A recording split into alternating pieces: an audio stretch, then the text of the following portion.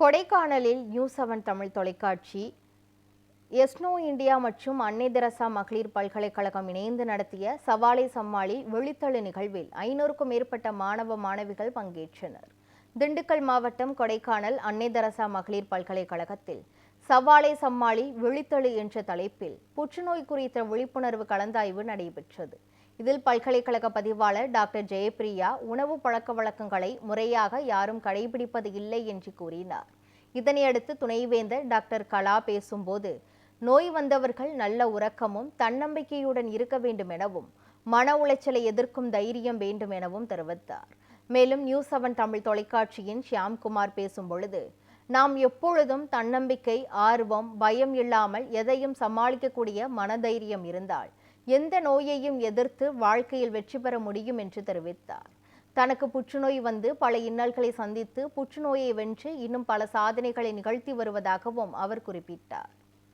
ஆனா இன்னைக்கு பசங்க சொல்றான் டிப்ரெஷன். என்ன ராகவேந்திரன் சார் டிப்ரெஷன் சொல்றான்? டிப்ரெஷன்னா என்ன? அவங்க அழகா சொன்னாங்க, ஸ்ட்ரெஸ்ஸை உனக்கு மேனேஜ் பண்ண தெரியல, நீ உனக்குள்ளவே வச்சிட்டு இருக்க. டிப்ரெஷன் இருக்கவே கூடாது. செகண்ட் சி நான் என்ன சொன்னேன்?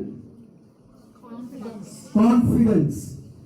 நீ யூர் born, யூர் யூனிக். நீ தான்.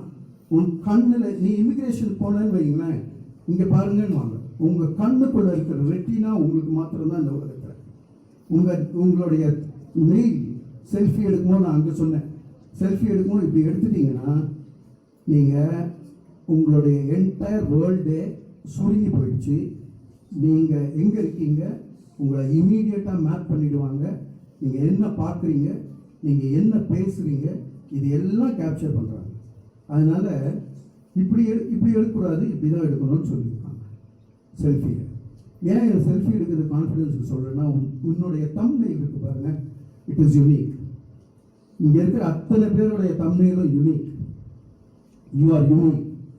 நீ மற்றவங்க கூட கம்பேர் பண்ணும்போது தான் உன் கான்ஃபிடென்ஸ் குறைஞ்சிடும்.